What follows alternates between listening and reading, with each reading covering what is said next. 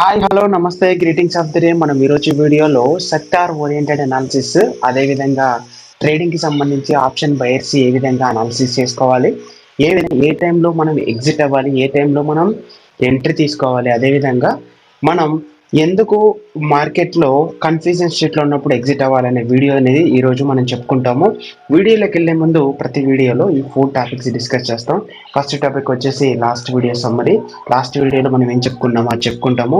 Second practice అది చూపిస్తాను.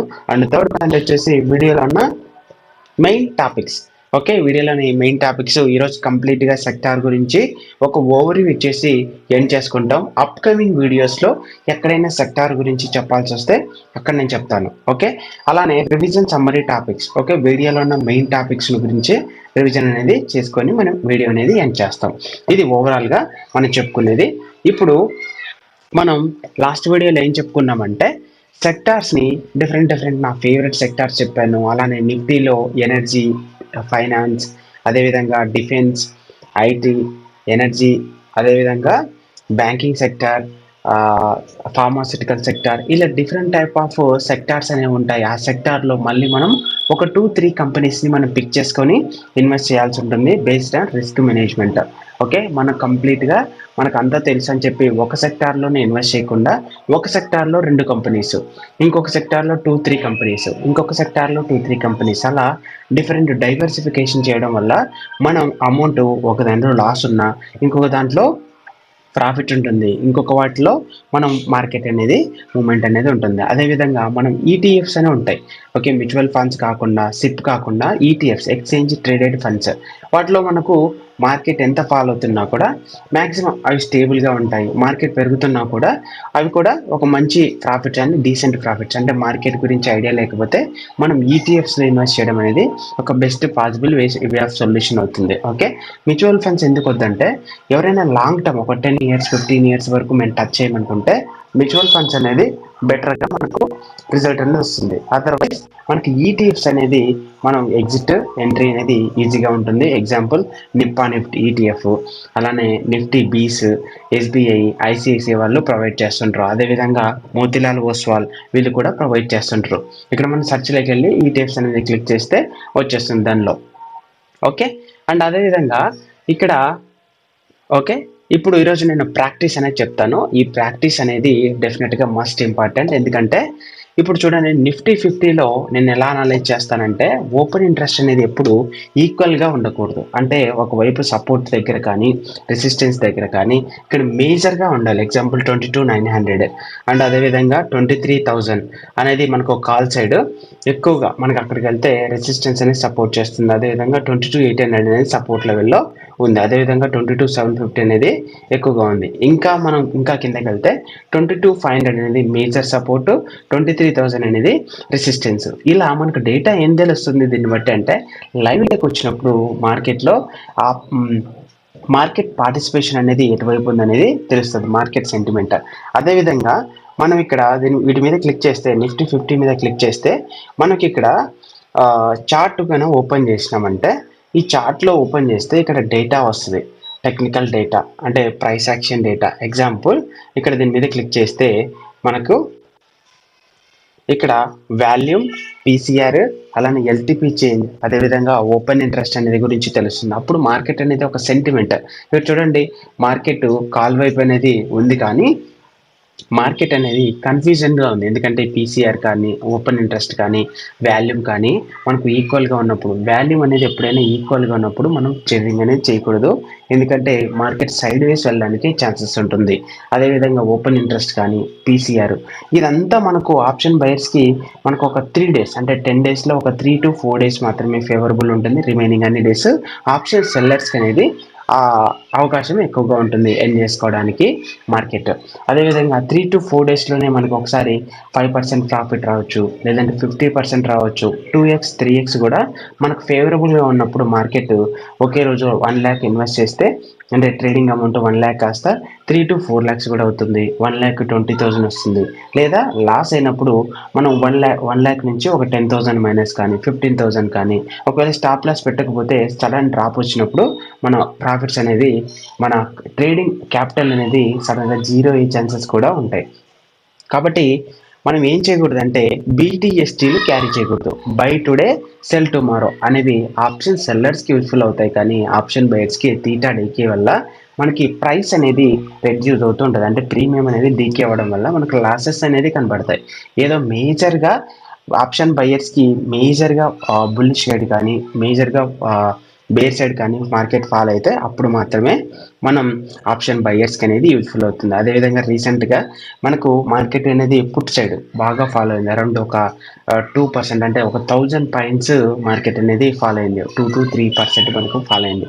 ఇలాంటి టైంలో పుట్టగానే ఎవరైనా ప్లేస్ చేస్తే బీటీఎస్టీ కింద 1 lakh కాస్త 50 లక్షలు, 1 lakh కాస్త 1 CR ఈ విధంగా అవుతుంది అనమాట. అలా మనకి ఎప్పుడూ మేజర్ ఎకానమీ డెసిషన్స్ కానీ ఎకానమీలో రెసిషన్ వస్తుందని కానీ మేజర్ ఈవెంట్స్ జరిగినప్పుడు మాత్రమే అలా అవుతుంది. రిమైనింగ్ అన్ని డేస్లో బీటీఎస్టీ క్యారీ చేసే వాళ్ళు లాసెస్ని ఫేస్ చేయాలి. కాబట్టి market prediction is important. Market అనేది స్టాక్ మార్కెట్లో ఎక్స్పీరియన్స్ పండితులు ఉంటారు, జూనియర్స్ ఉంటారు, సీనియర్స్, మీడియంగా నేర్చుకునే వాళ్ళు వీళ్ళందరూ ఉంటారు.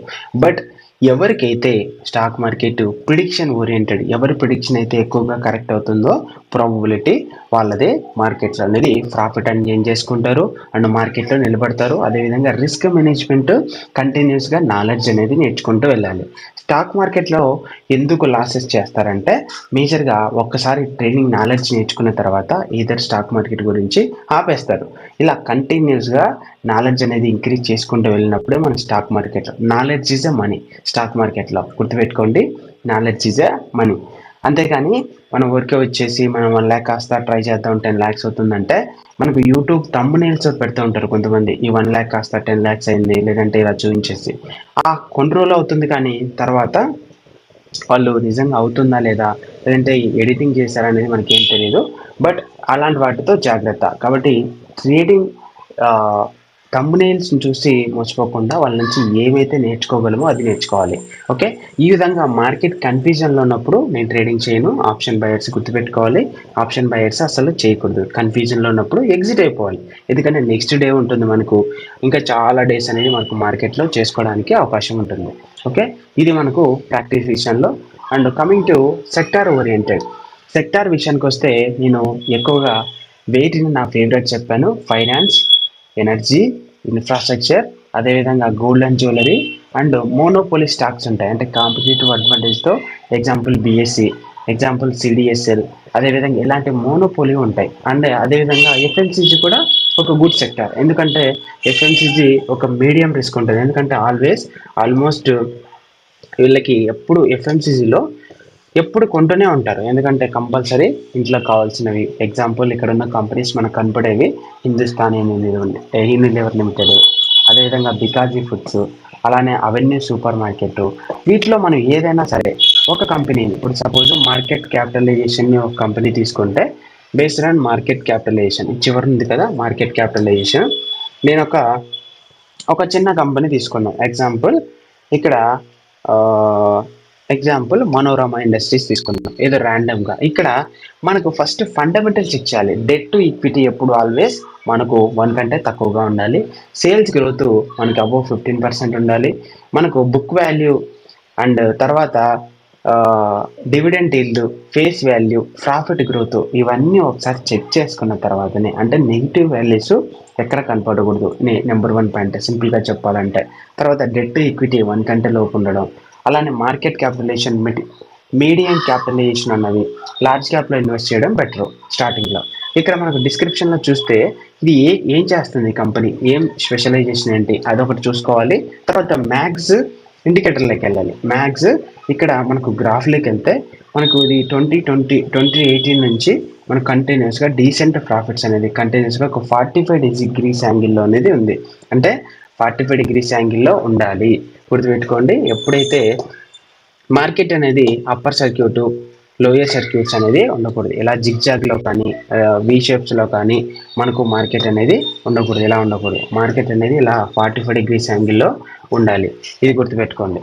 దీని తర్వాత ఒక 5 years డేటా తీసుకున్నా, 3 years డేటా తీసుకున్నా, మనకి ఏంటంటే ఒక 45 degrees యాంగిల్లో ఉండాలి. ఇక్కడ మనకు పిఈ రేషియోతో కంపేర్ చేయొచ్చు. అదేవిధంగా ఇక్కడ మనకు సేల్స్ అండ్ మార్జిన్తో మనం కంపేర్ చేయొచ్చు. ఇలా కంపేర్ చేసుకున్న తర్వాత ఇమీడియట్గా వెళ్ళాల్సింది మన ఇన్స్టిట్యూషన్ ప్లేయర్స్ అనేది ఎవరైనా ఉన్నారా లేదా అనేది చెక్ చేసుకోవాలి. ఇన్స్టిట్యూషన్స్ ఇక్కడ చూడండి, ఇన్స్టిట్యూషన్స్ మనకు ఇవి ఇంక్రీజ్ చేసుకుంటూనే వెళ్తున్నారు. తర్వాత డిఐఎస్ కూడా ఇంక్రీజ్ చేస్తున్నారు. అండ్ అదేవిధంగా ప్రమోటర్స్ ఎవరైతే ఉన్నారో ప్రమోటర్స్ యొక్క షేర్ తగ్గకూడదు. ఇది కంటిన్యూస్గా అబోవ్ 55% ఉంటే మనం ఇన్వెస్ట్ చేయడానికి ఒక బెటర్ జోన్ అవుతుంది. ఓకే, అబోవ్ 55% ఉంటే బెటర్. అందులో ప్రమోటర్స్ సెల్లింగ్ చేసే వాటిని మన జోలికి వెళ్ళకూడదు, ఎందుకంటే వాళ్ళకి కాన్ఫిడెన్స్ తక్కువగా ఉన్నప్పుడే ఇలా సెల్లింగ్ అనేది చేస్తుంటారు. అదేవిధంగా ఇంకేమైనా డేటా మనకి యూజ్ఫుల్ అయ్యేది ఉందా?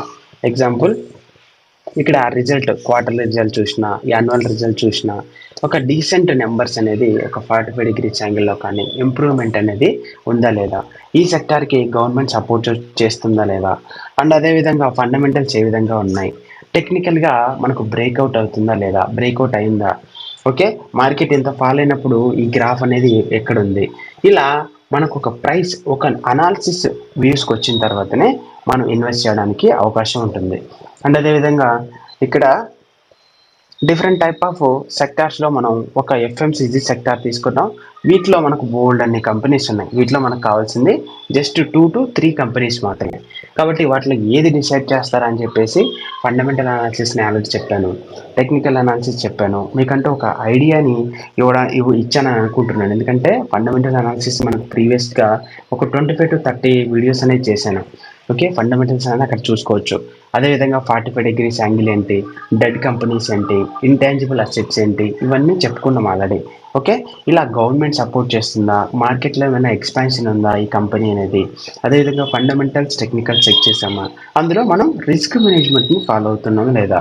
ఓకే, అలాంటివన్నీ చెక్ చేసిన తర్వాతనే మనం ఇన్వెస్ట్ చేయాలి.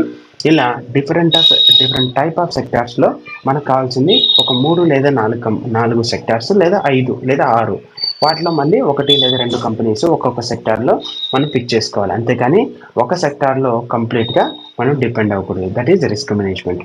ఓకే, ఇలా మనకు కంప్లీట్గా సెక్టార్ ఓరియంటేషన్ గురించి నేను ఒక ఐడియా అనేది మీకు జనరేట్ చేసి ఇచ్చాను. ఓకే, ఇలా మనం అనాలిసిస్ చేసుకొని మనం ఇన్వెస్ట్ చేసుకుంటూ ప్రాఫిట్స్ని నాలెడ్జ్ని గెయిన్ చేసుకుంటూ వెళ్ళాలి. ఓకే, ఇది టోటల్ ఓవరాల్ ఈరోజు వీడియోలో ఉన్న కంటెంట్.